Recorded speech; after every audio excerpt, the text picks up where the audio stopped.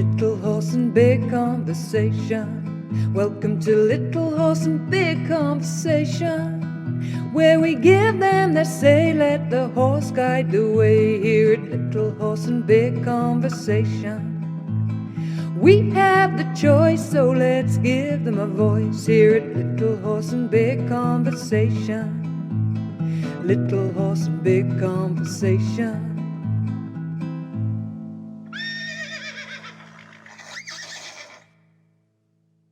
Hello, and welcome back to the latest episode of the Little Horse Big Conversation podcast. We are your hosts, Ross Cooper and Amy Mitchell, and today we are very excited to be joined by two exceptionally talented and world-renowned horsemen. Joining us all the way from Colorado is Mark Rashid and Crissi McDonald. Mark, Crissi, thank you for joining us and welcome to the podcast. Thank you for having us. Yeah, thanks for having us. So, for anyone that has not come across Mark and Crissi, and if you're from the horsemanship world, I'm assuming you will have a little bit of background about these duos. So, Mark is an internationally known clinician and best-selling author of 16 books, known for his ability to work with the horse instead of against them. Some of his titles that you may have come across include Considering the Horse, Horses Never Lie, and For the Love of the Horse. And to the bottom right of my screen, as I can see, you guys can't because you're listening, Crissi McDonald is an award-winning author of 5 books, 2 of them about the horse and human bond. She travels with Mark and teaches clinics alongside of him, as well as being an accomplished Masterson Method Certified Practitioner. So, there's some pretty awesome bios. Thank you. It's really cool to have you on here. I remember when I was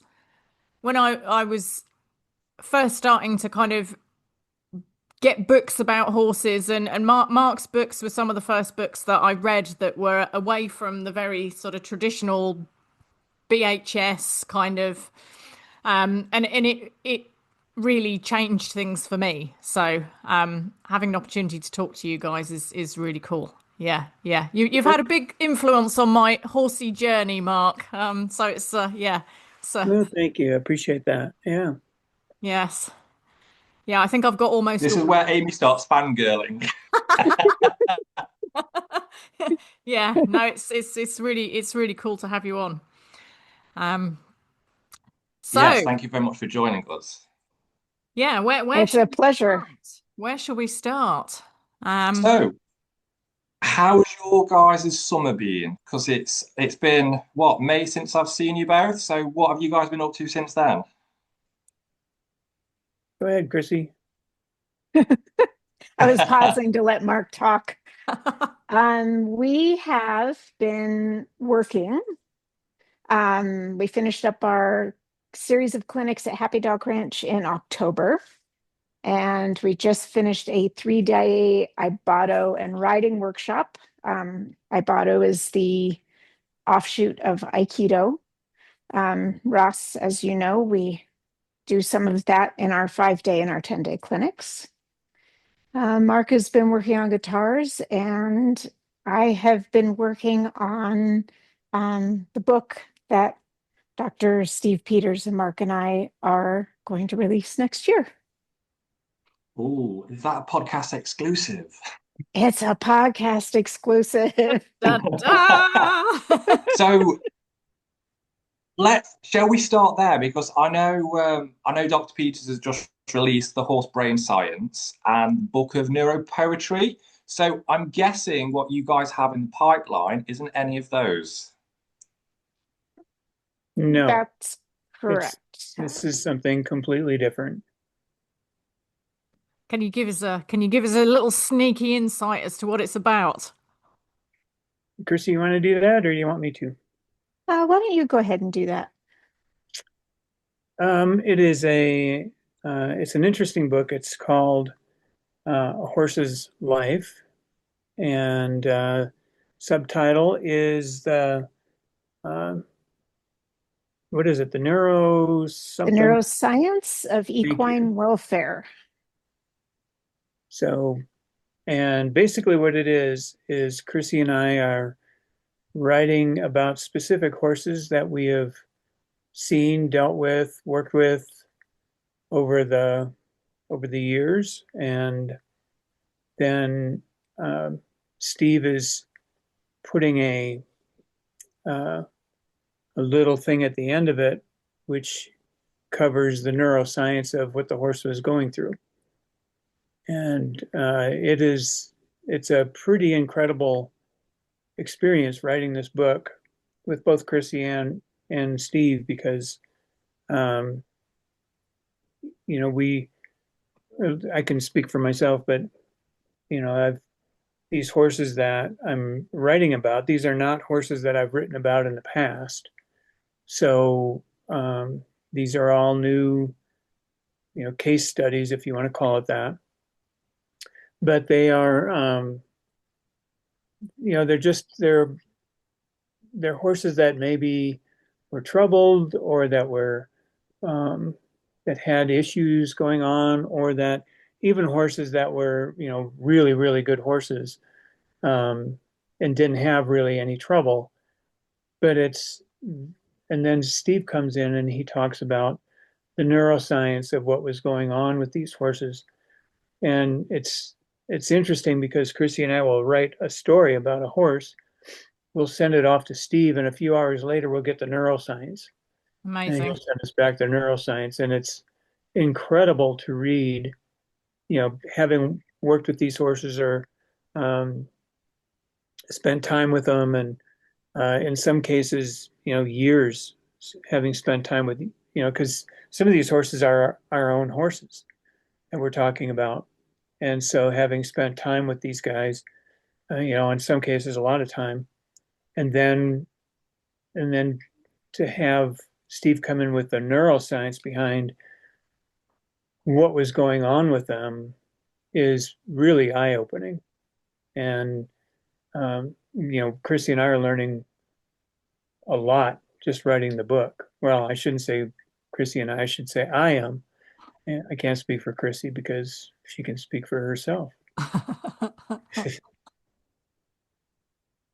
Yeah, that sounds pretty awesome, actually. I don't think I've ever come across anything that takes that kind of two-pronged approach to looking at an individual horse. I can imagine it must have been, particularly when it's been your own horses that you've been working with, to get that really different kind of perspective. Has it changed then, like the ones that are your own horses, when you've got his input, has it then made you change some of the things that you've been doing with those horses? Well, some of the horses are gone. Yeah, for sure. These are horses that we've, some of them have been gone for 20 years. Yeah. But I can say that working with Steve just in general has made a huge impact on the way, I wouldn't say necessarily the way that I've changed what I do so much, as I just have a deeper understanding of what's going on, which helps me teach a little differently. Yeah. So, so it's not so much that I've changed what I'm doing. I just have a deeper understanding of it. Yeah. Does that sort of, because I'm definitely going to be putting this book on pre-order, does it, instead of it changing what you're doing, does it possibly change your perspective on what you're doing, sort of your observational skill on what you look for? That's a really good question. Steve and I have had talks about this. In fact, we just recently, after I sent him a story on one of our horses, and he sent back the kind of the neuroscience behind what was going on. And, there's nothing I can do to change what I did. But in that particular case, for instance, it was a horse that was really troubled, that I had gotten just because I liked the horse, and I didn't know if I was going to ever be able to use him or not. He was that troubled. He was a former roping horse that had gone through some pretty unfortunate handling and did some considerable damage, both physically and emotionally to him. But he ended up being one of my best clinic horses, although he, until the day he died, he still had trouble, for instance, with people approaching him when he was tied up, or strangers coming up to try and pet him, that kind of thing. He would really have trouble with that. And when I first got that horse, I wasn't looking to train him. And I just didn't feel like trying to train those behaviors out of him was a good idea. And so I really didn't do any training with him. I just basically handled him the way we handled all of our other horses. And I think what helped him too is, he was our herd is pretty balanced emotionally generally. And I think just that helped him some, but I wasn't trying to fix anything with him. I was just dealing with him, for who he was and what he could do, and I didn't worry so much about the things that he couldn't do. And so, the write-up that Steve did on him basically said that that what I had done with him was exactly the way you would want to handle a horse like that. And this was 20, well, it would have been probably 2000, so 25 years ago. So that was way before I met Steve. And he mentioned that he felt that I just have a really good feel for what to do with horses that are a little bit troubled without knowing any science behind any of it, which I thought was a really nice compliment, especially coming from him. So it doesn't change, like I said, it doesn't necessarily change the way I work with a horse, but it does help with the understanding. I know now, looking back on that horse, why it worked, why what I did worked, and why it would probably work again in a similar situation. Yeah. Yeah, I think it's really interesting there what you said about even knowing now the approach that would be best to take, that you took that through feel, through intuition. I think that's quite validating in a sense. So I'm probably talking for me how I would interpret that. I don't know how that feels for you, but I think it, on reflection, may feel quite validating. I suppose I don't think of it that way, but but I suppose you could say that. Yeah, I mean, it's interesting because I think the way that I grew up working with horses, just out of sheer luck, the person that I worked with when I was younger had a feel for what to do with horses that actually benefited them, from a neuroscience perspective, which I know for a fact he didn't know anything about that. But he was just an old cowboy that that grew up around horses, but being able to get a feel for them, what works and what doesn't work, and the why didn't matter so much as the ultimate outcome, which was a horse that could function without fear and be able to get the work done whatever it was that you were asking of them.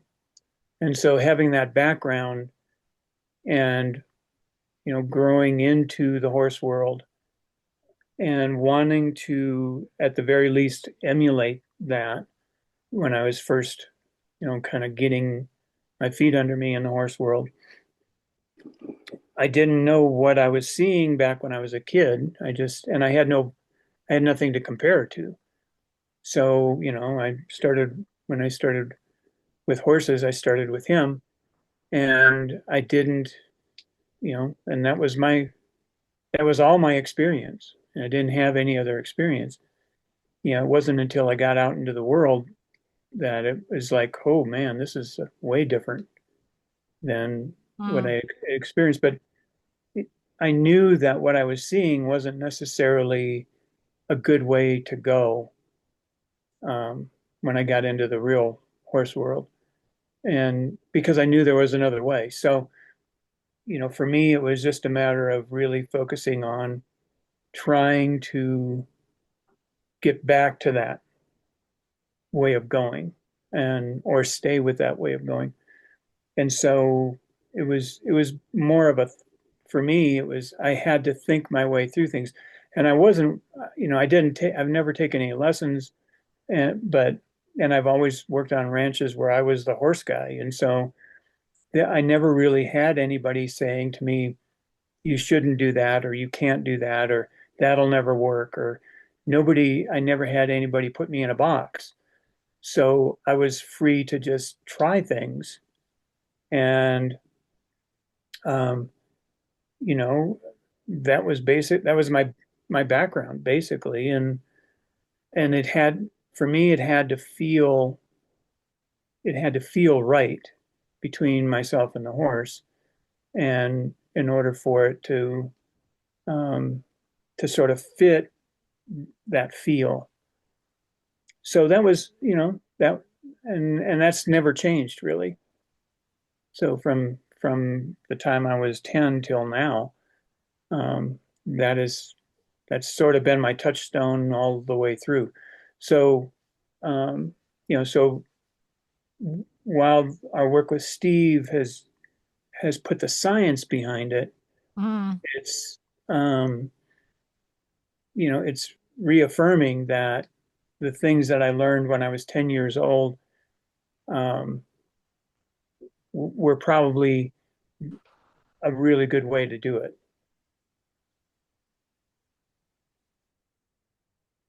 Yeah, it's interesting, isn't it? What's it been like for you, Crissi?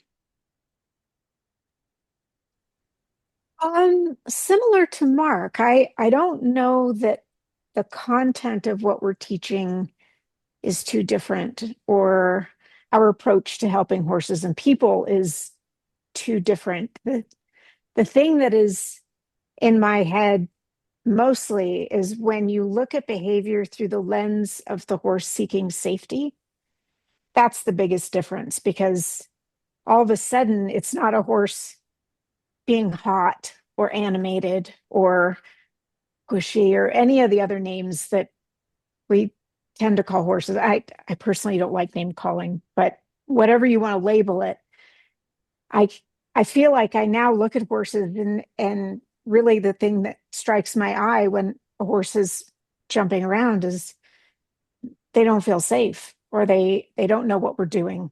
And those are actually the same thing. If they don't know what we're doing, they don't feel safe. And so that's the biggest thing that jumps out for me is, how can we get to a point where we help the horse feel safe?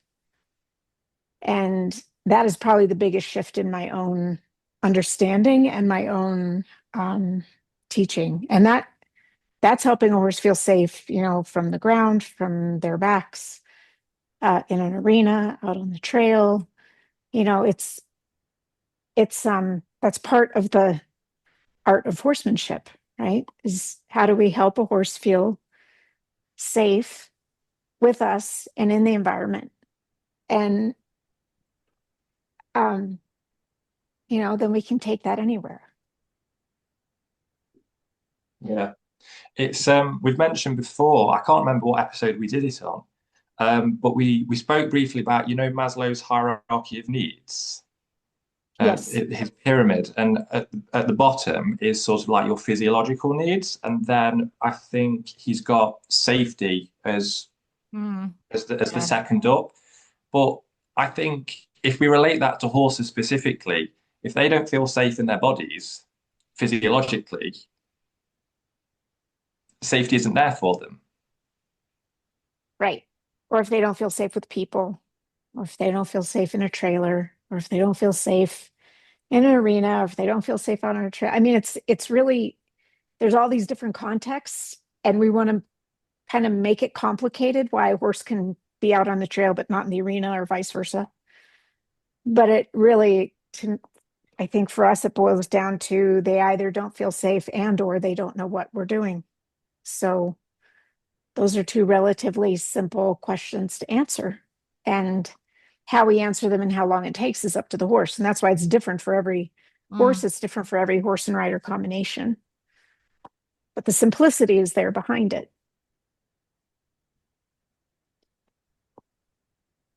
Yeah. When you guys are putting a book together, depending on the book that you're going to write, so how does that work for you guys? Do you start writing and the book takes shape itself, or are there certain horses, depending on the type of book that you're going to write, come to mind? How does that manifest for you guys? Because obviously there are hundreds and hundreds of horses, not hearses. That's a completely different job role. There are We're not in that business. Let's hope not. Oh, we'll leave that one in. Good morning. Yeah. Oh, it's not morning for you. Sorry. I said to Mark, it's been a long day. So there are hundreds of horses that you guys have worked with. So are there specific horses, and I probably know the answer to this asking it, but are there specific horses that stand out for you guys given what you are planning to write? Yes. So the first thing we did when we had this idea is we created an outline so we could figure out what we wanted to say. And Steve, with all his science knowledge, has certain things he wants to talk about, and it would ping an idea for a story. Oh, we knew a horse 20 years ago that did XYZ, or I worked with a horse last week that showed those exact same things. So we write it up and we send it to Steve. And like Mark said, a couple hours later, maybe a day later, not even that long, Steve sends the science. And so far it's been very organic. It's mostly about, hey, here's a topic. I think I have a story in mind. We write the story, we send it to him, he sends the science back. So we're over halfway done. By the time people hear this, the book will probably be in production. Amazing. Yeah, but it's been a very easy and extremely fun process. It's very exciting because we're feeding off of each other, and Steve likes the detail in the stories, and then it just immediately brings the science home for him. And it's been a great process. So it's part, careful planning and part winging it. So, yeah, we're all writers. We're established writers, and all of us have seen thousands of horses by now. So it's a very rich well to draw from. What do you think, Mark? Yeah, it's funny because we were doing this clinic over the weekend, and our senior assistant instructor, Russ, you've met Gray, and Yes. we were talking about this book, and I let her read the chapter about the horse that I just spoke about just a couple of minutes ago. So she was able to read the entire story and then read the science behind it. And she brought up that she had talked with Steve last summer at the brain seminar that we all do together about horses who are shut down. And she she said she gave him like 5 or 6 examples of horses that people were talking about being shut down, and he was able to distinguish between all of those cases where only one of them was actually shut down, and the rest of them were varying degrees of being okay. And the behavior that they were showing, for instance, a shutdown horse is a horse that was left with no options. So it's basically the horse just cannot get a release or any relief from, it's like somebody chasing the horse around in the round pen endlessly, and the horse finally just gives up. And so that horse could be a shutdown horse where they just could not get any release or relief from whatever it is, or they never get release or relief from anything that they do with a human. And so they basically just go away, emotionally go away. And those horses will seem really quiet until they wake up. And it can be very, very dramatic when they do wake up. So that's a kind of a true shutdown horse. The other horses, like Crissi was talking about, and we're going to be writing about this horse, but is one of our horses who people would look at him or would ride him and think that he was shut down, when nothing could have been farther from the truth. He was a very experienced horse he was a ranch horse, very experienced with a ton of life experience.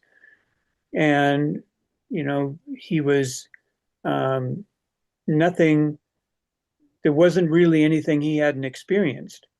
So he was a very experienced horse that was quiet because nothing really worried him too much anymore. And he was a horse that we had not ridden him for 2 years. And having not ridden him for 2 years, Crissi and I were invited to be the grand marshals at the parade here in town, the rodeo parade. And so Crissi, he had not been ridden in 2 years. We pulled him out, we put some shoes on him and took him to the parade. And you're not going to be able to do that with a shutdown horse. He was walking down the street like, man, all this is for me. It's very, very kind of you all to show up. And, so, and we, on our way back from the end of the parade, I was on my horse Rocky, and Crissi was on Tough, this horse we're talking about. And we got to a point we had to kind of go through town to get back to our barn. And we actually ended up taking them down a flight of steps, riding them down a flight of steps, which neither one of them had ever done, which is something you will not be able to do with a shutdown horse. Amazing. So anyway, the point is that just over the weekend, that came up, and it's like, we got to put that in the book. So, we're kind of, like Crissi said, we're kind of flying by the seat of our pants a little bit. We kind of know what we want to explore and what we want to talk about. And then something like that'll come up, and it's like, okay, that goes in the book, and we don't know, this may be the volume 1. We don't know, depending on how people like it, the feedback we get. Well, there's definitely going to be a volume 2. We know this already. That's the exclusive. We shall see. It's certainly been a fun process. It's going to be hard to let go of it. Do you find that makes all the difference? Because when you're enjoying something, and you guys have worked together, all three of you, for years, so it just, like you say, organic. Mm-hmm. Yeah, we were we were talking on the phone this morning with Steve just not long before we came on here, and he was saying how easy this book is to write for him.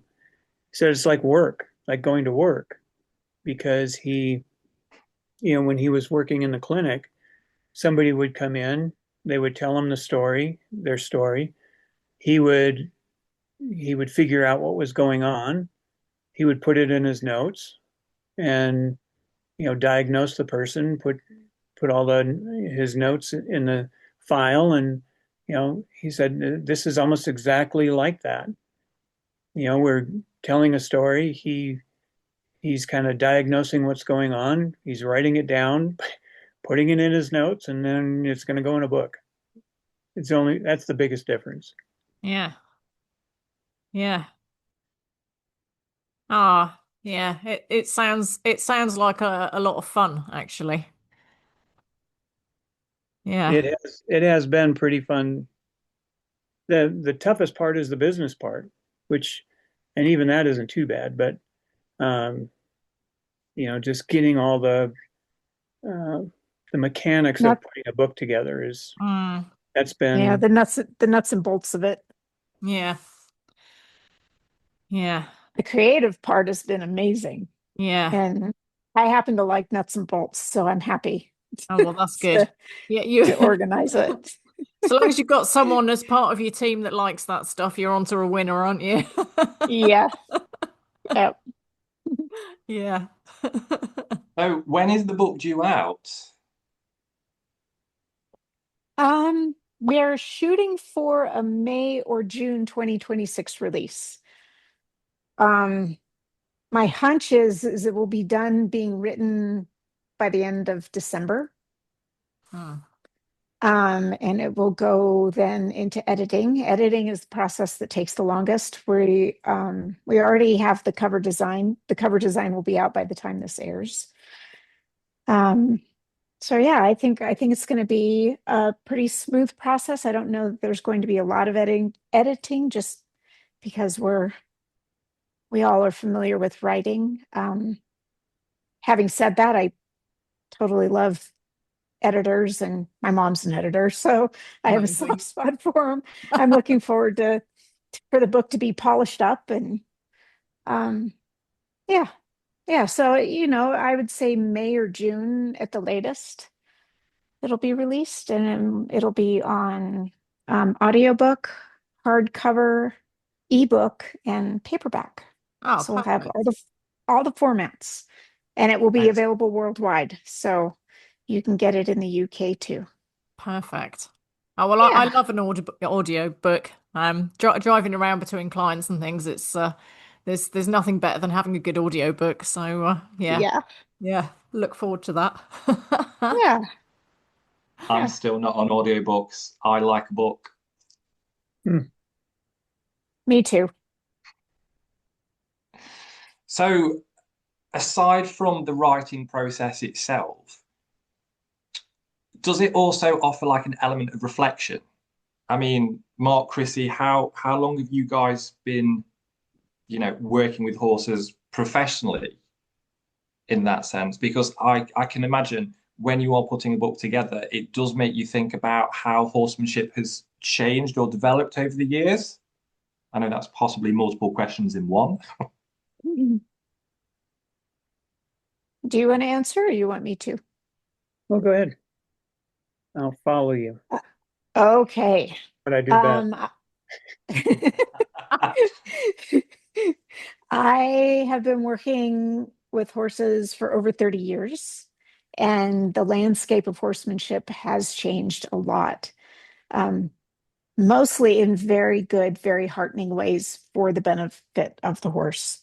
There are still things that go on that aren't beneficial, but the growth, especially in people's seeking to have a relationship with a horse instead of just have a horse so they can boss it around or tell it what to do, or using it like a motorcycle, or the number of things that I grew up seeing. Horses were, kind of utilized in ways that horses I haven't evolved to be, like going fast all the time. So that, people seeking out a relationship, that has been, that momentum has been growing, I'd say the past 15 to 20 years, probably before that, but it's just been in my awareness that long. Um,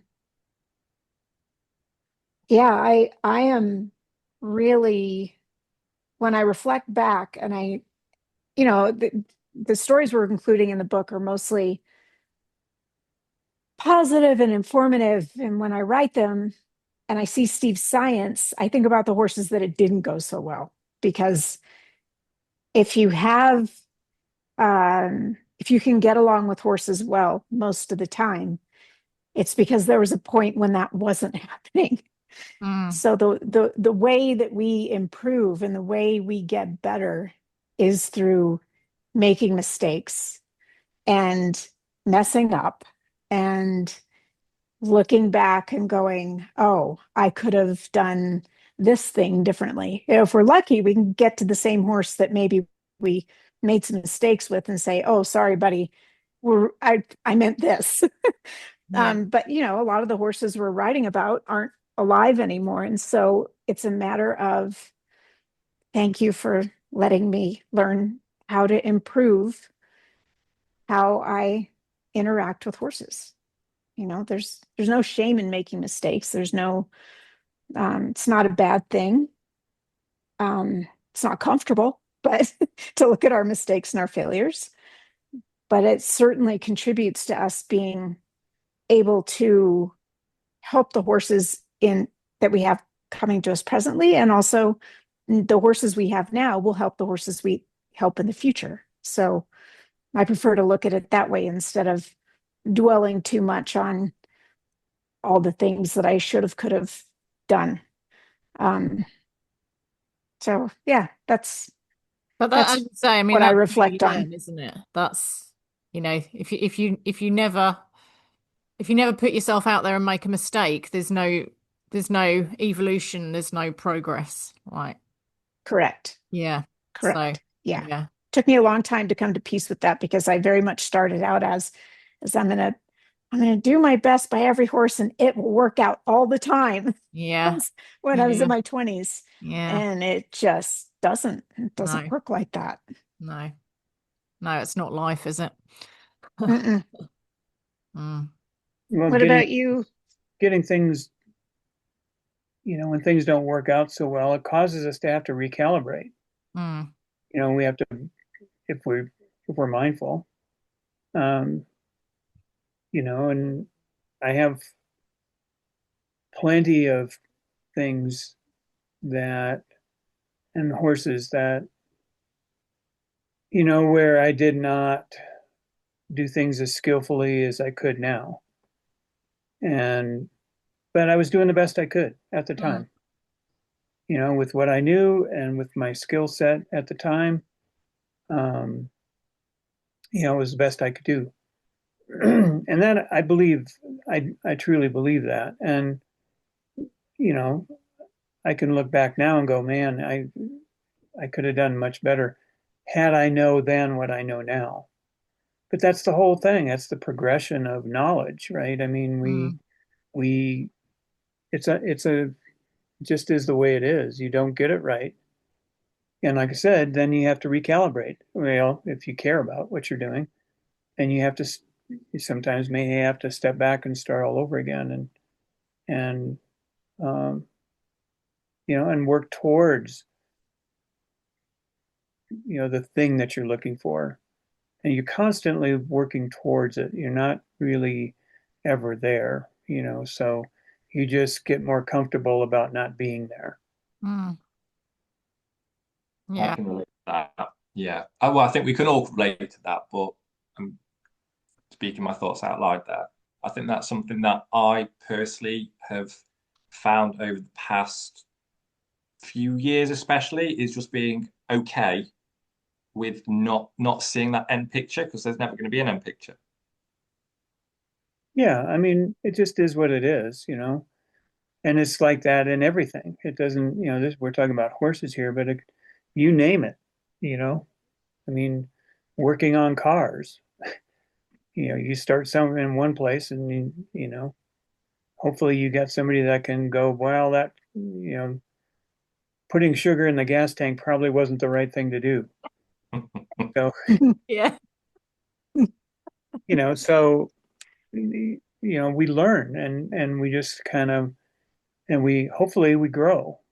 And if, if you don't lose sight of what your goal is, you're gonna get off track. We all do, but it's not so bad about getting off your line. That's not so bad. That happens. But how quickly can you get back to it? That's really the key. So, we all lose our way a little bit. So it's not something to worry about, I don't think. No, I think if That was your question, was if it? you were to get like 20 years down the road and find that nothing had changed and you were still doing things exactly the same as you were 20 years ago, I think that would be kind of a sad state of affairs, really. You've got no learning, no growth, no development. Yeah. Well, I had a gal one time I was working with down in Texas, and it's funny that you bring this up because I asked her how much horse experience she had. This is I was doing 4-day clinics back then, and this is on the first day, and she said, "Well, I've got 20 years of experience." And I said, "Oh, that's awesome." So we did the clinic, and she did really well. And there were some things that she was struggling with between her and her horse, but it wasn't anything major, and kind of got things lined out. But it was big for her because these were issues that she'd been struggling with for quite a while. And at the end, she came to me and she said, you remember the first day you asked me how much experience I had? And I said, I had 20 years. And I said, yeah. And she said, well, that's not quite accurate. What I had was 1 year of experience 20 times. Yeah. Yeah. And so that was, for me, that was a pretty eye-opening Yeah. statement. First of all, that she had the wherewithal to be able to think that way and Mm. and then to say it out loud, to Mm. somebody. But I think a lot of folks may be in that boat, where we have been doing the same thing over and over, and then when it doesn't work, you just do more of it. Mm. So hope and horses, you get big enough or mean enough, they probably will capitulate at some point, after all the fighting. But that's the learned helplessness part that we talked about earlier. We push them hard enough, it just goes into they just go into a state where we don't want them to be. Mm. Yeah, it's interesting, isn't it? Like if you think about, your lady there saying having 20 years of repeating the same, I I wonder how much, modern technology helps and or hinders with that. I think, in some ways, the internet, social media, it gives a real opportunity for people to see different things and be inspired by different things that they maybe would never have had the opportunity to have come across. But on the flip side of it, there's all the negative aspects of, well, if you're not doing it this way, then you're completely wrong. And I think it's very hard then for people to be able to see the wood for the trees. I think it's a funny time that we're in here. I don't know what but having seen the way that people have been able to access information over a period of time, like I guess over the last 15 years, that's suddenly massively changed. Um, well, I think it is, yeah, it's a double-edged sword. Mm. We don't do any advertising at all. Never have. No. And so basically our work is almost completely by word of mouth. And like this, where you guys are kind enough to ask us to come visit with you, but people search us out. We don't go looking Yeah. for this. But I think what happens is that, your work either stands on its own or it doesn't.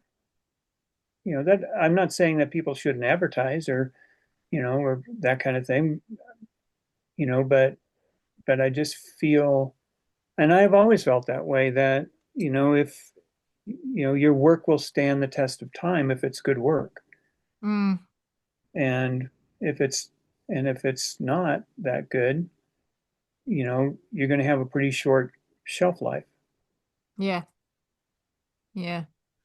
And it's unfortunate because there's some pretty heavy duty advertising out there, with sort of systems and that kind of thing with horses. And, one of the things I've found is that systems don't work that well with horses, certainly not with all of them. And, that's where I think folks start to run into trouble, where they buy into certain things. And it's not just horses, it's anything. But it's like the shiny ring on the carousel, that you go for, that people sometimes we want the quick fix, and we want this sounds good and I can see the guy doing the stuff and it looks really good, and so I want to be able to do that. But we don't see all of the everything that the horse has gone through to get to that level. We're only seeing the end result a lot of times. Mm. And so so I think it can be like I said, I think it can be a double-edged sword. And it, the point I think I hope that is coming across in the horse world these days, is that it's all about education. The more educated, truly educated that you can be, the easier it is for us to make decisions. So that's a big part of what this book is about. It's about education, and it's about education for Crissi and I too. We're learning things that we didn't know while we're writing this book to help educate people. We are being educated while we're writing the book, so it's a pretty cool thing.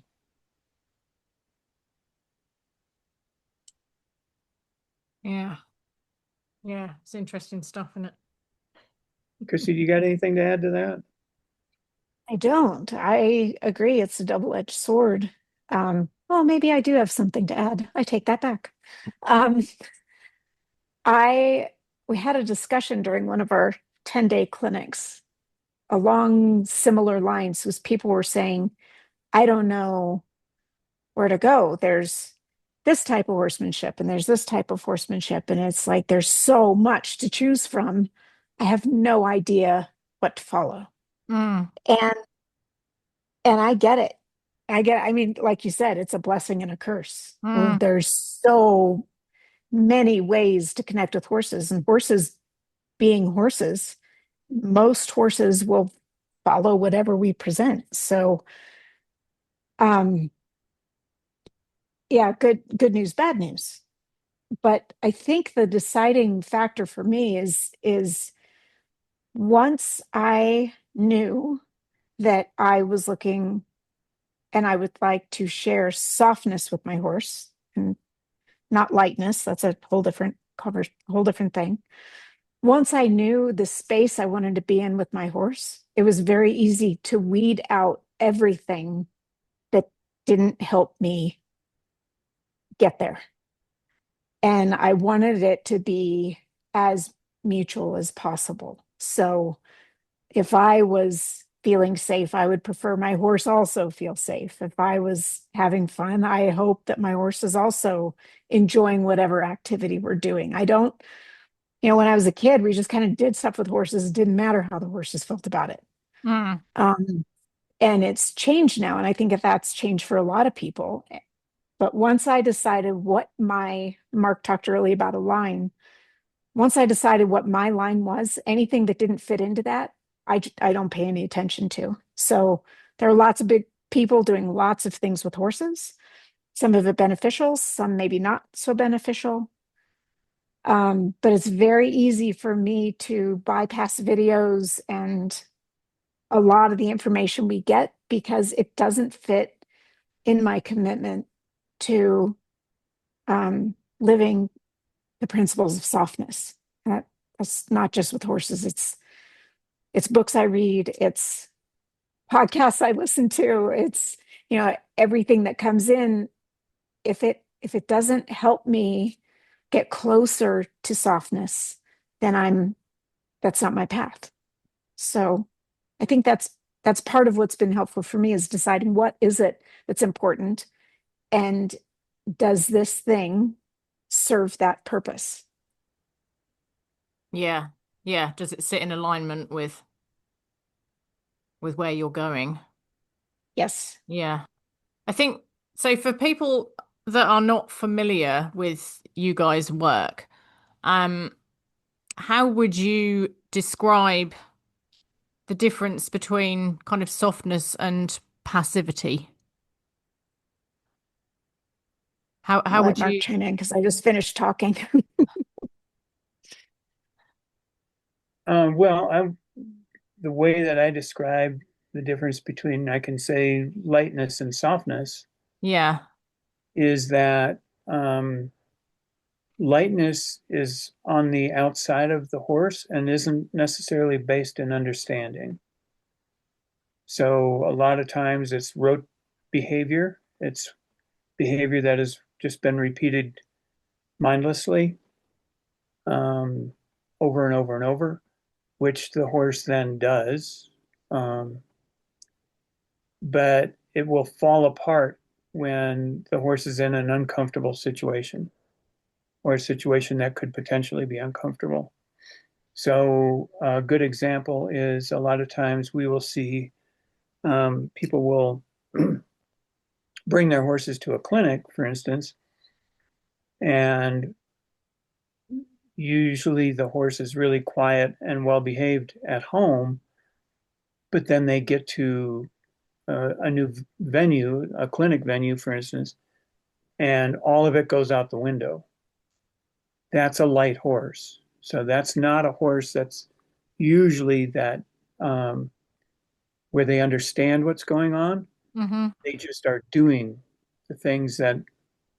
So in other words, they have been taught to do things, but they haven't been. The understanding behind the thing isn't there. And so that's not a soft horse. And they may even look like they're soft. You might be able to ask them to stop without using your reins and they stop, for instance, but then you get them into a different environment and they don't stop at all. So that's a horse that was doing the thing, the stopping, in a comfortable environment, but didn't understand it. So when you get to a new environment, they can't do it. They can't do the thing because they don't understand it. So that's an example of a light horse. A soft horse is a horse that, so in other words, lightness is on the outside of the horse. It's not on the inside of the horse. A soft horse, softness is basically, in order for us to have softness, there has to be understanding behind it. So for instance, we talk about there's sort of 5 things that we need in order to get to softness. And it starts with consistency. And because consistency will breed dependability. And dependability breeds trust. And then trust breeds peace of mind. And peace of mind breeds softness. So when we are working with horses and people, that is for us, we kind of work off of those principles, that it's about consistency so that we can be dependable, so that we can build trust, so that we can build peace of mind, so that we can get to softness. So a soft horse will doesn't just do the things, they understand the things. So you take a soft horse to, for instance, give you an example where we would travel all over the country with our horses from one end of the country to the other. And keeping in mind, it takes 4 days to get from one end of the country to the other. Here, you know, but we could stop anywhere, take our horses out of the trailer, and they would look around, go, okay, good, we're here. The only thing that was consistent with when we were traveling with our horses, I mean, the feed was always different, the place was different, the smells were different, the horses they were around were different, the water they were drinking was different, everything was different, with the exception of us. So we were the only consistent thing. And so we treated them and handled them the same way, no matter where we were. And so they were able to depend on that and ultimately, be soft horses. So horses that could do any job more or less at any time, anywhere. So that it gives them positive life experience. Like Crissi said, they would feel safe. If they're with us, they feel safe. And they understand that we aren't going to put them in a situation that they aren't going to be able to handle. So that's the difference for me. That's the difference between a light horse and a soft horse. Yeah. Is there one horse that stands out to you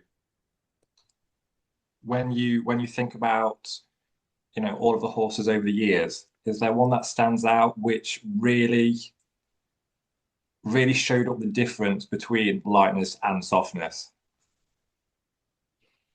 There's a lot of them, actually. Most of the horses we see are light horses, the vast majority. And once, even during a clinic situation, within a couple of days, usually, what we can do is pinpoint the things that they're doing, but they don't understand, and then build in the understanding. And you usually end up with a different horse on your hands. One that's quieter, that isn't near as worried or concerned, one that will actually do the thing better and more consistently because they understand it, as opposed to not being understand. So to be honest, that's the vast majority of what we do, is help horses and people too. I mean, a lot of people, it's the same thing. There's a lot of people where they will be doing something and it kind of looks awkward to me or something, and I'll ask them, what they're doing, and they'll tell me, and I'll ask them why. And they will say, well, somebody told me to. And, then I'll ask them, did they explain why? Well, because I want the horse to do this. Okay, but why are we doing it that way? Is there a reason we're doing it that specific way? And they can't articulate. It was just something that somebody told them to do. And so it's not just the horses that are going through it. A lot of times it's the people. And so one of the things that we really make an effort to do is, if we ask somebody to do something with their horse, we really try to explain the why behind it, and what we're looking for, and the change that we should see while the horse is going through this process. And while they're going through the process, a lot of what we show people is how to feel things a different way. We actually, people will talk about, how you can't teach feel, but that's not accurate. You can. It's just that a lot of people don't they use the words, but they don't, so many people have heard the words over and over and over, but they can't articulate what it is, for instance, what feel is, because they have never had it explained to them. They just use words. And so, and a lot of those folks have really good feel. They know what to do and they know how to do it, but somebody told them that you can't teach it, and so they just don't even try. So those are the things that kind of slow people down, I think, in their horsemanship is buying into, you can't do that, or that can't be done, or you should do this because I say you should do it. I think that those are the things that kind of stumbling blocks and when it comes to working with horses. And I really like, flip siding that. That's what I really love about the way you two work, is that you look for the good and you build on that, and you empower people and educate people as to not just what they're doing, but why they're doing it within the context of why they're doing it. And I don't think that's overly common, unfortunately. Well, it's not much use to work with horses and get them comfortable doing whatever it is they're doing if we also don't include the person. And I think that goes to, it's so common. It's on sweatshirts, it's on bumper stickers, and you'll hear people say it. I'm so much better with animals than people. Well, are you? Because for us, it's a package deal. Yeah, it's the same thing. You can't, I think it's a cop-out, unfortunately, I really do. Yeah. When people say things like that, it gives you permission to not be good with people. And I don't think that's if you are an instructor or you're a trainer, if you can't help the person, you're not going to be able to help the horse. And if you're making the rider or the person, if what you're doing as an instructor is intentionally making somebody feel bad, maybe you should look for another career choice. Yeah. Yeah. Agreed. Yeah, Yeah, totally agree. I mean, we're all people, right? And we all have varying degrees of quirks and messiness, and it's to somehow set ourselves apart from our own species. We're probably the only species that does that. But it's the whole package. It's how do we educate the horse, or how do we educate the person to benefit the welfare of the horse, really? Yeah. And I think that's really interesting about people that go, I'm not a people person, but I love animals.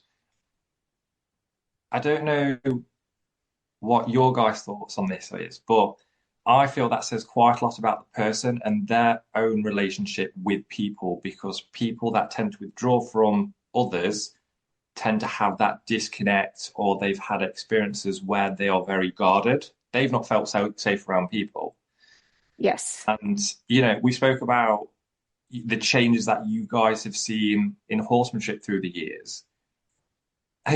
What changes have you seen with people? Because with, like Amy's mentioned, social media, so much of an influx of social media, just isolation, disconnect. Have you found that has played a part in people as you guys have gone on over time? Well, what I can, that kind of opens up a big can of worms, but I can tell you this, that there are people, when they come to the clinics, we've had this happen. I've been a clinician now. I've been doing clinics for over 35 years. And I can say that during that entire time, there have been people that have shown up at a clinic venue who come in like a lumberjack, where they're they come in, they're loud, they're complaining, things aren't the way they wanted them to be. They didn't get enough shavings for their horse. I want more turnout. And they come in making demands, and it's easy to judge that person on what you're seeing on that first day. And for me, and Crissi, I've seen her do this too, where you make a concerted effort to treat that person the same way you treat everybody else, with kindness and dignity and understanding as much as we possibly can. And across the board, at the end of the clinic, that person is the one person who stands out as having the biggest change. Their horses do well, they do well. You can watch the change during the clinic, where that person shifts from the way they were the first day or the first 2 days to the way they are at the end of the clinic. And then we see them again, and we see them again, and we see them again. Because I think maybe that, I don't know what happened to them. It's none of my business. But, we treat them with the same dignity that we would treat anybody, regardless. And we've had, during our time, especially doing the 10-day clinics, we've been going on now since, I don't know, how long we've been doing those, Crissi? 2015? 2015. We have only had 2 people where we've kind of went, I'm not sure this is for you. Interesting. And that's out of thousands of people. Yeah. We've only had 2. And even then we're very kind to them and just say, this, I'm not sure that what we're trying to help you with is something that's going to work for you. And so, it'd probably be best if you didn't come back. There may be somebody else out there that can help you, because it doesn't feel like we are, kind of thing. Right. And so it's no fault or blame. It just kind of is what it is. So in all that time and all those people, I think it's only been 2 that we've had to do that with. And that's another thing, though. I think that's important, is that there comes a time where we have to have boundaries. And, whether it's with horses or whether it's with people or dogs or whatever, we have to be able to have boundaries, that this behavior that you're doing isn't beneficial. Like Crissi said, it's not that and these are people these aren't people who came one time and we had trouble with. These are people who came back multiple times and we had trouble with every time. Interesting. So, we make every effort to try and help if we can. But even then, at some point, it's just at that point now, you're kind of taking up a spot that somebody else who really would like to be here could use. And so, we're kind of looking up for people we haven't even met yet in a case like that. Yeah, I think that's interesting. It's very similar to a conversation that Ross and I have had numerous times before, really, about, when you work with someone, and we've kind of talked about when you get to that point and you feel that the relationship between you and the human isn't where it ought to be, and that you've tried really hard, but you then, we've talked about it being hard to be able to say, actually, I'm going to put that boundary in place and stop this. But we've both, I think, said to each other at different stages, actually, it's not, by continuing, it's not helping anyone. Like, it's not helping you as an individual. It's not helping that person. It's not helping their horse. And actually, there is another person, as you say, who you make the space and that other person can come in, that it then becomes a beneficial relationship. So being comfortable with being able to say, actually, for all of us in this situation now, this isn't right. It's not an easy it's not an easy thing to do, but sometimes it's absolutely the right thing to do. But I think as a professional person that's working with horses and with humans, that's one of the areas that I know I find, and I think, can speak for Ross on this, because we've talked about it before, that both of us have felt kind of uncomfortable with at times. But actually, once you've come out the other side of it and made that space for someone else, that you can then see the benefits of what you're doing, helping, you realize that, otherwise you could have been stuck in that awkward, this isn't really helping anyone kind of situation. Yeah. And it really is. I mean, truly, when we have those conversations, it's about, you show up, you obviously want help. Yes. I'm not the person to Yeah. help. There is someone out there, and this is the upside of so many different ways of being with horses. Yeah. There's someone out there who will help that person.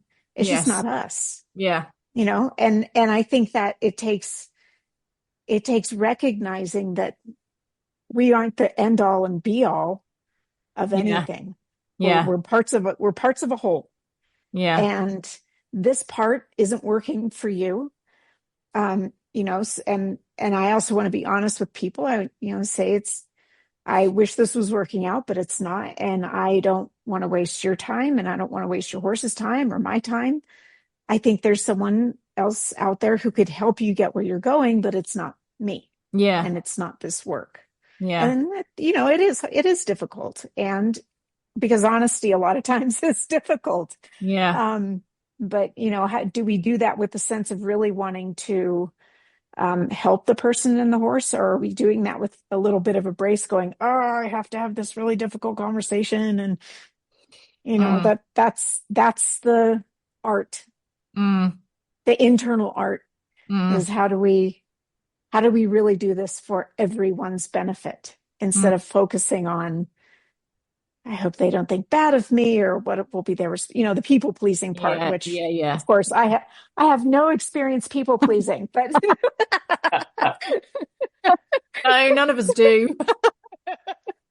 So yeah, I think once you get clear that you're doing this for the benefit of everyone, that helps the ego step aside a little bit.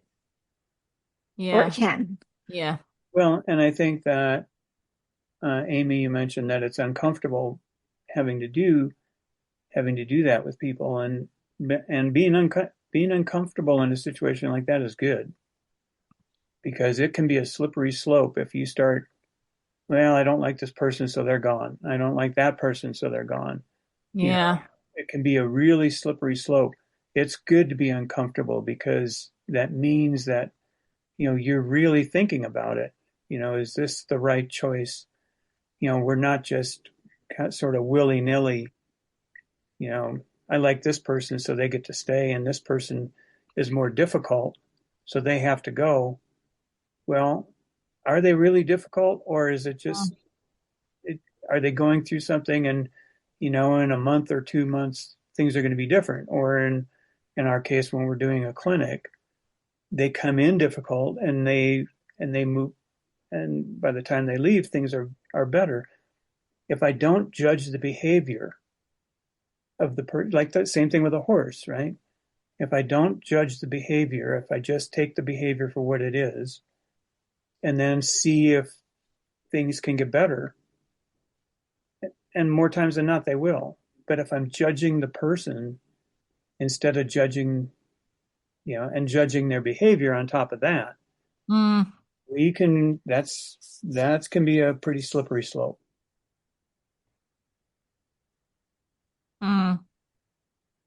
Do you guys find it how do you guys find it having each other? Because you both work in the same capacity. You guys are obviously married. So do you find that quite helpful to have someone at the end of the day to talk things through or to support each other? Absolutely. 1,000%. I think working, and it could be with other professions, but I've never been in other professions. So I'm speaking about being an instructor and a trainer. It can be very lonely because you're in your own world. You're doing your own thing. You have your own concerns. You're running a business. You're keeping people safe. You're trying to benefit I mean, there's all these things that go on, but in the end, kind of being the captain of the ship can be lonely. And I find it incredibly wonderful that at the end of our day, I can go to Mark and say, here's something that happened and here's how I handled it, but I'm not sure I either reached the person or I'm not sure I helped the horse understand. And we can kind of talk through it. It makes it far less isolating. Yeah, I think that's important, isn't it? Mm-hmm. Yeah. I think I it's hear it. true of a lot of people working in the horse world. Like it can be really isolating. Yeah, and again, that's another thing that we've often had conversations about, isn't it? I mean, I work with hooves, and a lot of the time I'm out working with the client and with the individual horse, and it's I've had to make quite a conscious effort to create a bit of a network of other people and to have other people that you can contact and say, oh, I've got this issue going on and I'm not quite sure how to deal with it. And have you had this before? And what have you done? And yeah, I know, Ross, you find in the kind of training side of things that it's even more kind of difficult, isn't it? Sometimes. So I guess the fact that you guys are in a partnership in all those ways must make a really big difference. Well, yeah, it's that being said, we have gotten to a point where we never offer each other advice, unsolicited advice. Yeah. Is that a boundary? Well, That's it's a funny boundary. because we never really talked about it. We just never, I've always been, for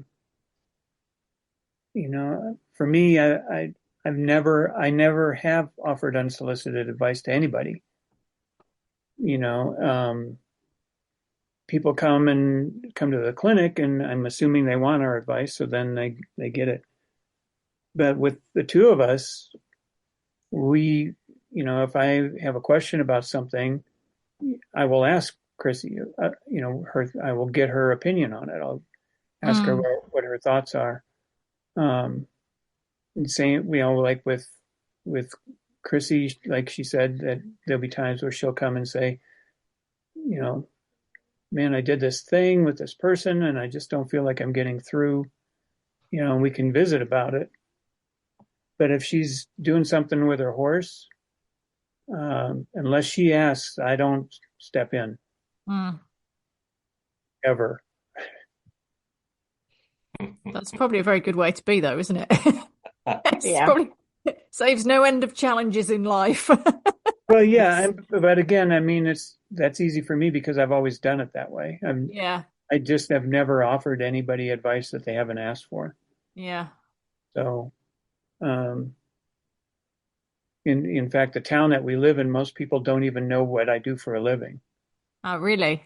Because I never talk about it. Crissi and I never talk about what we do. Yeah. So, yeah, interesting. we actually, I actually will, if I traveling within about 50 miles of our house, if somebody asks me for help, I'll go and do it for free. Which is easy because nobody ever asked me to go. Well, we've worked with the camp up the road, Chile Camp. You've gone Chile. there. Yeah, they've asked us to come, and we've gone and worked over there and do it for free. So, but that's kind of how it is, and it's always been that way for me.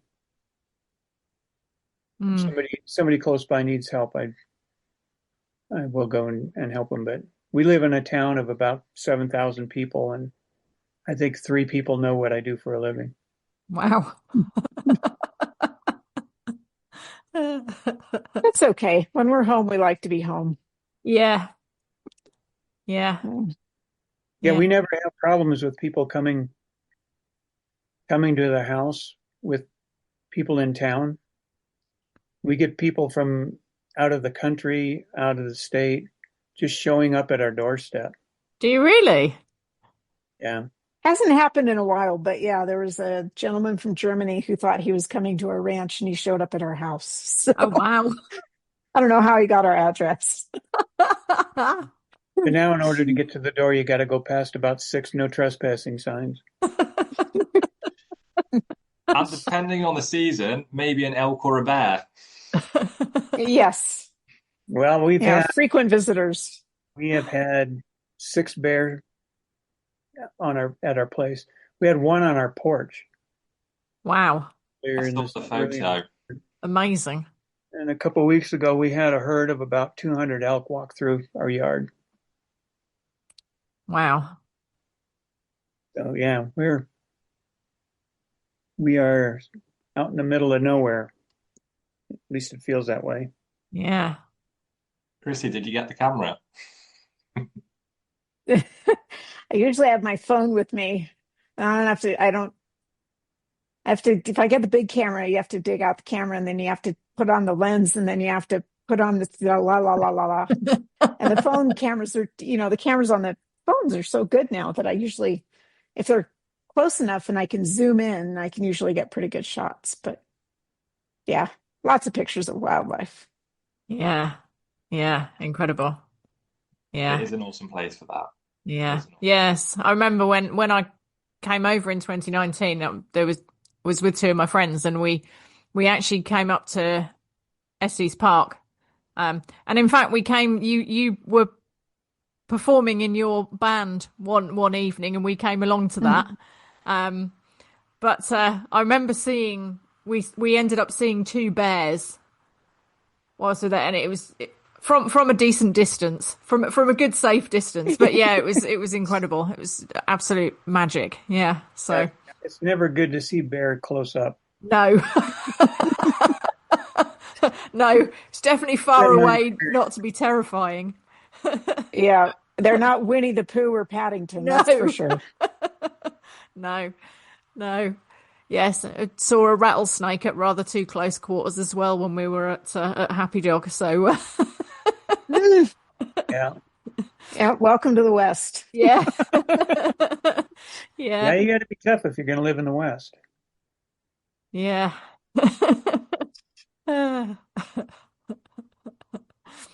So one thing that I really wanted to ask you guys was, so Mark and Crissi, early this year, when you were talking about softness and that energetic awareness, how would you guys say to bring that into like effective practical application? Because I think a lot of the time, we've already spoke about there's so much stuff accessible out there at the minute. There's a lot of, energy work. There's a lot of practical application. You two do a really good job of merging the two together. What was the question?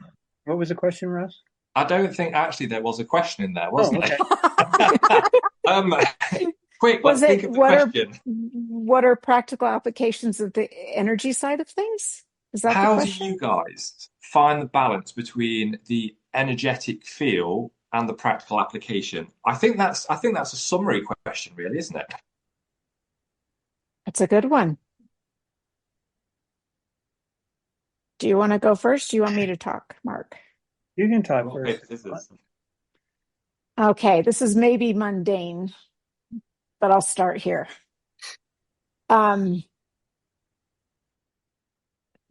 the way it happens for me is it happens the moment I wake up. Meaning, I don't have an alarm that's screaming in my ear.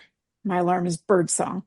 Okay, so that kind of brings me into the day in a state that's a little quieter.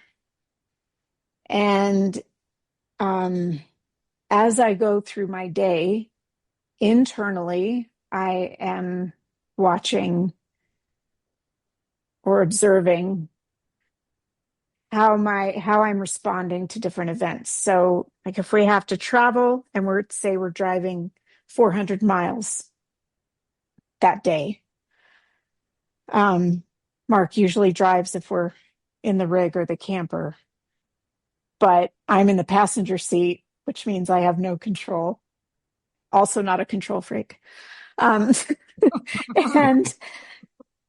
how do I practice staying relatively in a calm and quiet state when I can look out the window and see the driver next to us is getting closer because they're texting while they drive.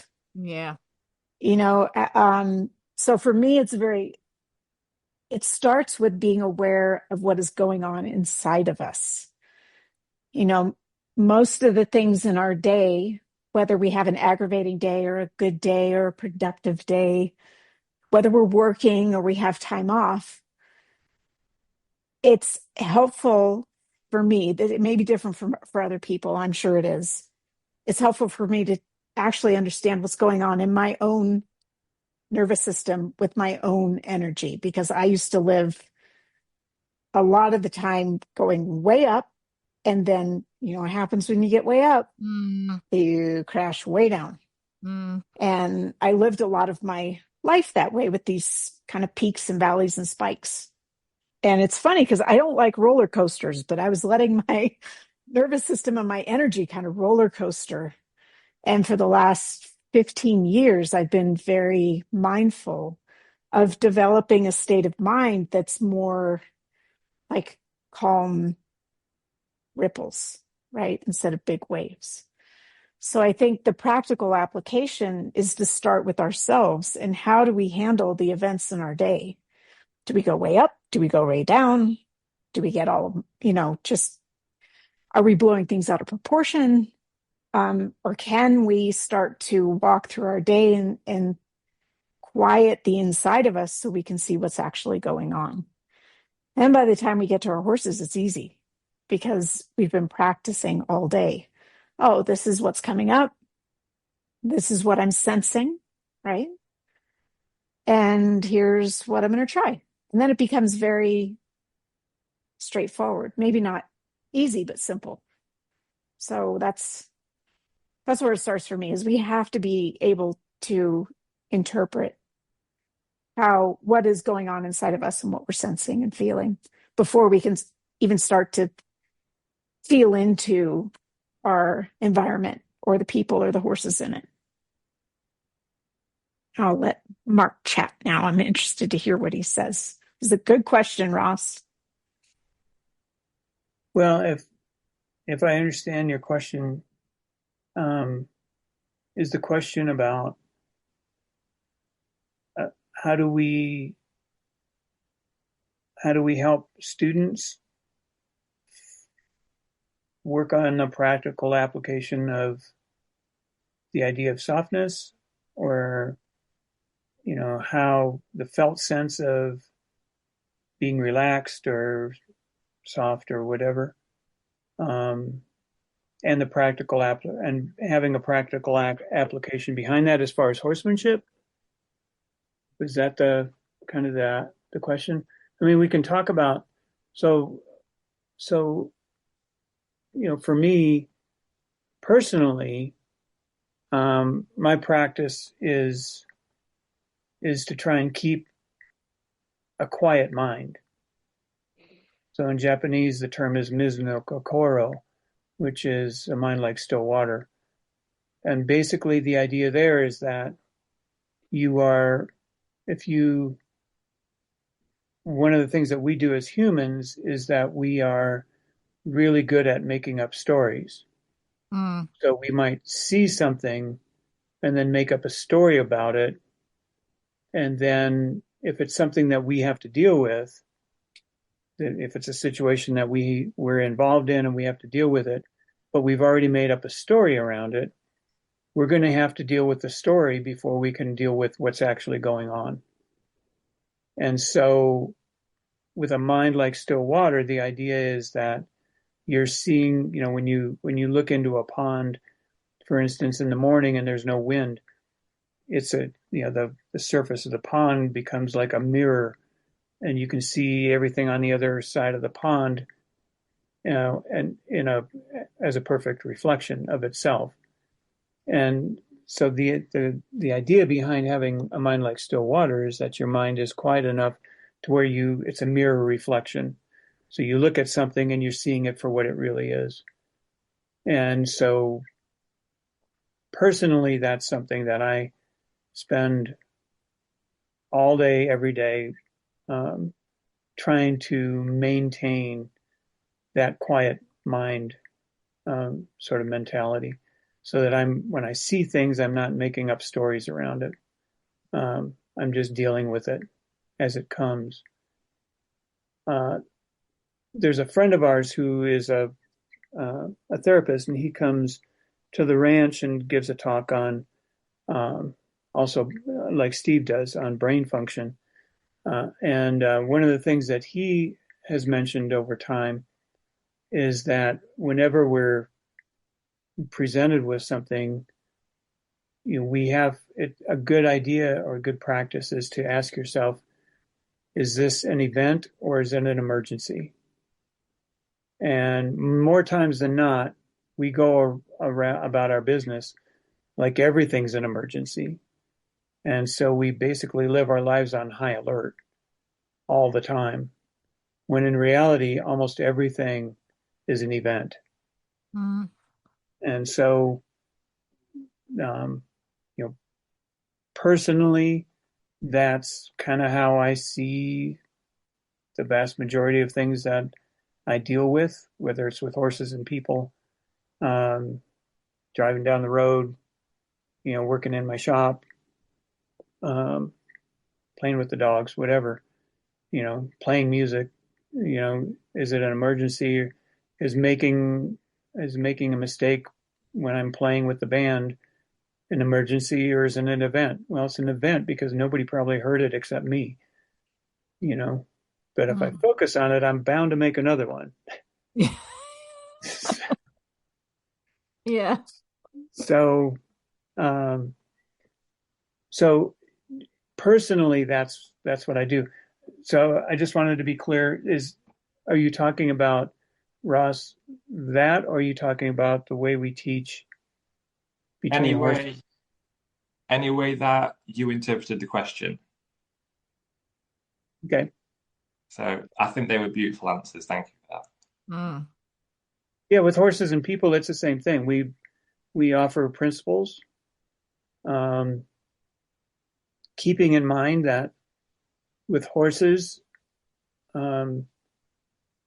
sometimes you have to do more than you would like to. We tell folks all the time that the idea behind working with horses is to be as soft as you can be, which may not be as soft as you want to be. So as soft as you want to be, maybe just a thought and have the thing work. As soft as you can be, given the situation, given the horse on this particular day in this situation, it may be everything I have.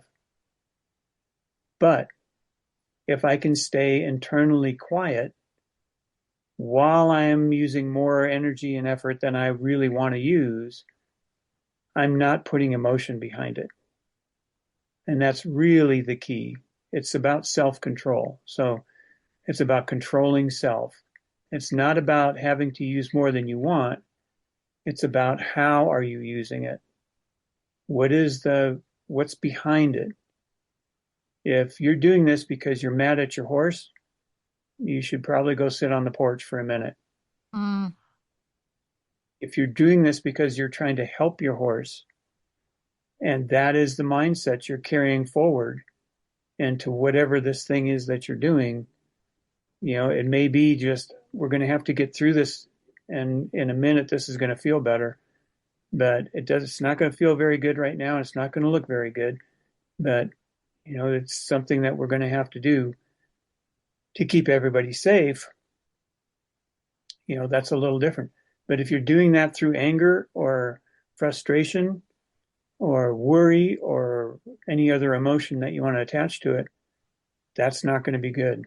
You're going to use more than you need, and the horse isn't going to understand it, and we're going to have a problem. The problem's going to get bigger. But we have control over that. So again, that's the energetic part of it. It's what you're bringing to it from the internal aspect of it, and not making up a story around this horse is doing this to me because he's trying to make me look bad. Well, no, you probably already look bad, so let's just get away from that. Let's just deal with this so that we can come out the other side and have everybody feel better. Do you have a go-to? So, if you start to feel a few ripples internally, do you have a go-to where you'll go, like you say, go and sit on the porch for a minute? That doesn't happen very often.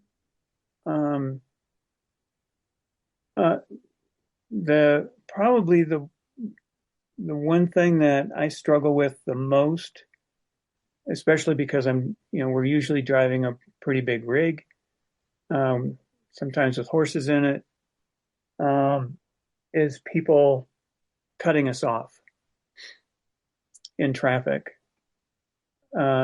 because we can't stop. Our rig is 50 feet long, and we've got live weight in the back. We're almost always carrying 3 horses, and our rig loaded weighs almost 20,000 pounds, and that doesn't include the truck, which is another 12,000.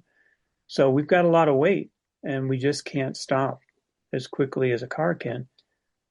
And so those are the times where I probably struggle more than anything, but I still have to take care of what's going on.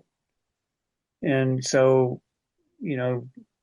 I may get upset with this person, but I still have to drive the truck. And I think that it's that separation between, dang it, and I'm going to have to move. I got to get the truck out of the way, or I have to try and slow down, or I've got to pull off on the shoulder while this guy is brake checking me, or whatever. I mean, you name it. But you still have to, I can do that thing and still take care of whatever needs to be taken care of. And that's just a practice over 35 years of traveling, 1.5 million miles behind the wheel. So that's just another application of it. So as far as there's, the ripples that I have are pretty far and few between, but when they happen, at least I've been able to work out a way to where I can have that ripple and still function. And then it usually passes pretty quickly. Yeah, and I guess in those situations, like when you're talking earlier about the difference between an emergency and an event, I mean, something like that potentially could turn into an emergency. So it's kind of understandable that you would have a bit of a ripple from that, because it probably wouldn't be normal not to. Well, it's funny because I was talking with Crissi on the phone several years ago, and I was coming back from a clinic, and I had the horse trailer. I didn't have horses in it, but I had the horse trailer, and I was coming back, and I was on the phone. I had the speaker phone that ran through the truck, so I didn't have my phone in my hand. And I was talking to Crissi, and I just left the venue, and I was heading for home, and I got to a 4-way stop. It was kind of out in the middle of nowhere, and so there was a pickup truck coming from the other direction. It was a 4-way stop, and the truck was coming. It was on the road and was coming from my right. but they had a stop sign, and I had stopped. And so I pulled ahead, and while I was talking with Crissi, that truck ran the stop sign and hit the trailer. Oh, wow. And Crissi said, "What was that?" She heard the impact. And I said to her, I just got hit. I should probably go. Yeah. So That's about exactly how he said it. And I paused and I said, "Are you okay?" "Yeah, I'm fine. The trailer got hit." Only a couple of Not a lot. and that wreck caused $25,000 in damage to the truck or Ooh, to the trailer. ouch. So that's how hard he hit it. Yeah. And so it was $5,000 away from being total, but they ended up fixing it. It's a trailer we're still traveling. Wow. But see, that was an event. It wasn't an emergency. No, absolutely. Yeah, I guess. Yeah. Yeah. But that's So- putting everything into practice. Yeah. That's a practical application in answer to Ross. It's a practical application of being able to keeping the energy low when there wasn't really any need for a big response to that. It was already done. Yeah. I wasn't Yeah. hurt. There were no horses in the trailer. Now it's just dealing with the aftermath. Yeah. The practicalities. That isn't an emergency. Mm. Yeah. Nobody died. Mm.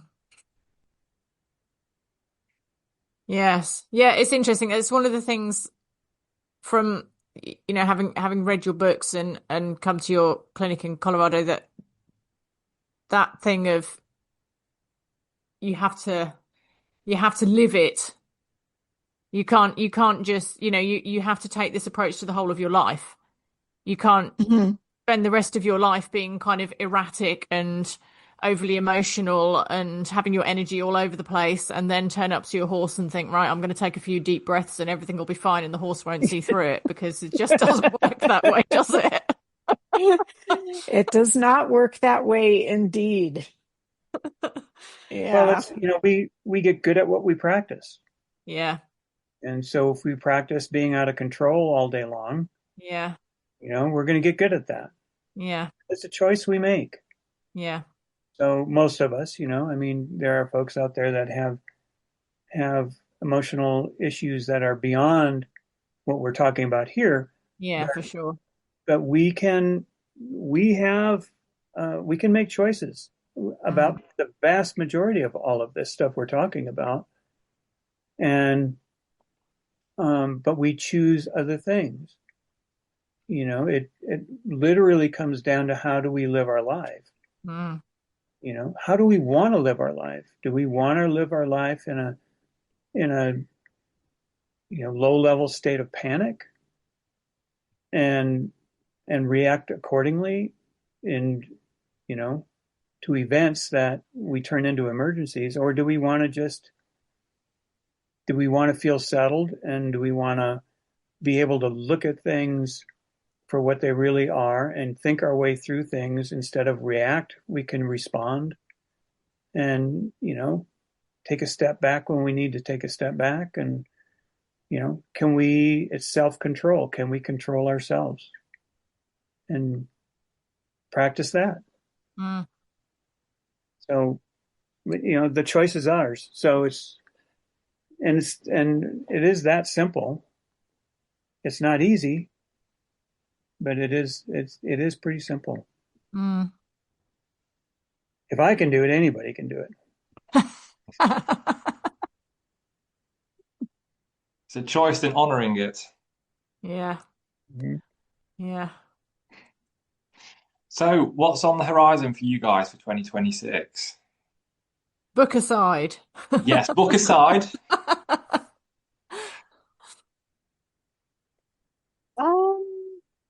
2026 professionally, we've got our year booked. As far as clinics, we are going to be in Arizona in February, and we're going back to Texas for the first time in probably 4 years. So we'll be there in March. Since And then the pandemic was the last time we were there, 2020. Oh, yes, we were there right when the pandemic began. We were driving through Houston and no one was on the road. It was Spooky. spooky. Yeah. That's right when things started shutting down. Yeah. Yeah, so and people were giving us toilet paper as thank you gifts. So Excellent. That sums Yeah. up that whole thing. pretty much. Yeah. And then we have our series of clinics at Happy Dog. We're doing a new format. Ross, I think you mentioned that you are joining us in November. I will see you guys in November. Yeah, we're doing two clinics, one in January, one in November of 2026, that are geared specifically for horse trainers and horse instructors. It's a retreat type format that will include Ibotta and classroom time and time with horses. Also time with colleagues, getting to connect with people and find out what other people are seeing and what they're working on, and maybe some things that breakthroughs they had or new ideas or things that challenge them. So I'm really looking forward to that. I'm anytime you bring a group of like-minded people together, it's one of my favorite things to watch, is the friendships that are made and the connections that we have, because we need more of those. We need to be able to say, hey, I can't do this thing, but I met this amazing person who does the thing. Yeah. And here, go there. It's, when you have a horse, it's about having a team. It's not just about us. Yeah. It's a whole plethora of people bringing their different talents in. And I think that goes true for people too. It's hard to be on your own. It's much easier if you have colleagues and friends and you can go to and say, yeah, I did this great thing, and you celebrate together, or wow, I'm having a really hard time, and this is what's happening. Do you have any ideas? So yeah, I 2026, really looking forward to those two clinics. I love what I do, so I always look forward to all the clinics. And then, the book that's coming out with Dr. Peters is a pretty big focus as well. I think that's what's on my radar. What about you, Mark? Well, what's on your radar is on mine. Sometimes works that way. Yes. I'm going to be playing music on top of all the other stuff that we do. And the only two things I've ever done for a living really are music and horses. So, and still doing both.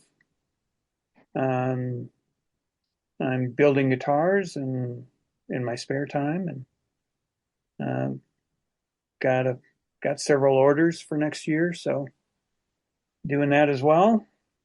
Busy from both sides. Yeah. Yeah. It's nice. The guitar business is nice because I can just take my time most of the time.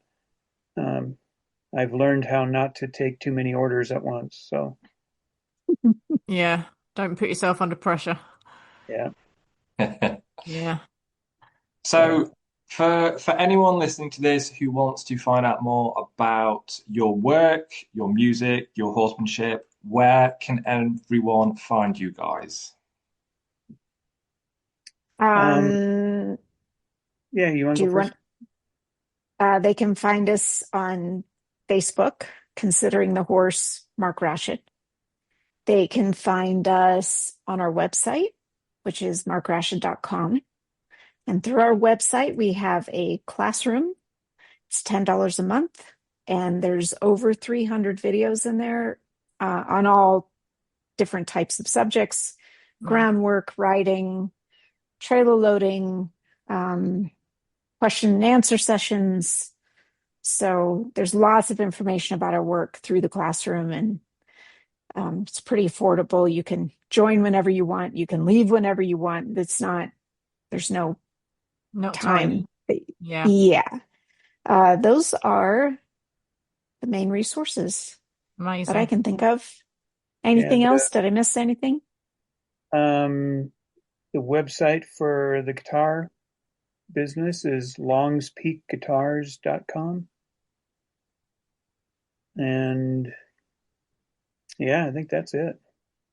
Links will be in the bio, so if anyone is looking for them, they will be in easy access. Fantastic. Thank you, Ross. And thank you, Amy. This has been a very lovely conversation. We've enjoyed chatting with you. Yeah, it's been fantastic. Thank you very much for the invite. Yeah, You're no, very welcome. pleasure. Absolutely. It's been really lovely to catch up with you guys. Yeah. Yeah. Well, I, for one, am very much looking forward to hearing Ross's feedback when he comes back from the clinic next year. So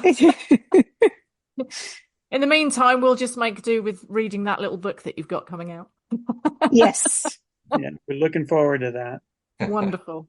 Oh, thank you both so much. It's been an absolute pleasure to talk to you, and thank you for giving up part of your day to chat to us. It's very generous of you and much appreciated. Oh, thank you for having us. Thank you. It's been a pleasure. Fabulous. Well, we'll let you go and enjoy the rest of your day. And we'll look forward to hearing more about the book coming out and seeing the photos for the cover and all those exciting things over the next couple of months. Enjoy the rest of your day. Take care. Thank you. Thank you very much. Look after yourselves. You too.